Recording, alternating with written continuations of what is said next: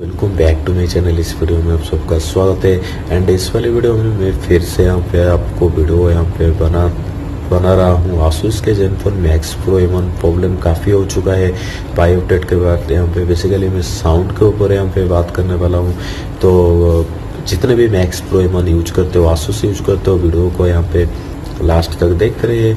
Channel को subscribe करें और वीडियो को लाइक कर देना और वीडियो को काफ़ी से काफ़ी शेयर कीजिए। तो यहाँ पे मुझे लगता है शेयर करने से हमारा प्रॉब्लम डेफिनेटली यहाँ पे सॉल्व हो जाए। जो भी प्रॉब्लम तो था बट यहाँ पे एक मेजर प्रॉब्लम फिर से आ गया हुआ है। देखिए यहाँ पे पाई अपडेट के बाद यहाँ पे काफ़ी सारा चेंजेस हो गया है, काफ़ी सारा प्रॉब्लम फिर से आ गया है, काफ़ी सारा प्रॉब्लम सॉल्व हो गया है। एक मेजर जो प्रॉब्लम है पाई अपडेट के बाद, मैंने जो फ़ोन जब किससे करता हूँ वॉल्यूम इतना स्लो, इतना नेटवर्क इतना प्रॉब्लम हो गया है पाई अपडेट के बाद।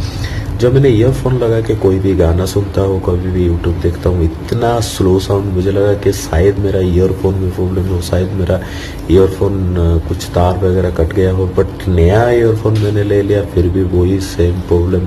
तो यहाँ पे पाई अपडेट के बाद आसूस फिर एक प्रॉब्लम यहाँ पे क्रिएट हो चुका है साउंड को लेके। यहाँ पे साउंड काफ़ी स्लो हो गया है, इतना स्लो हो गया कि ईयरफोन लगा के भी हम कुछ सुनते हैं तो कुछ यहाँ पे सुनाई नहीं दे रहा है। तो आप मुझे बताइए इसका प्रॉब्लम क्या करें।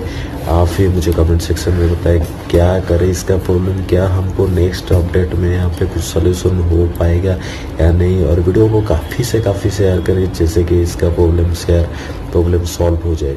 तो मैं मिलता हूँ नेक्स्ट वीडियो।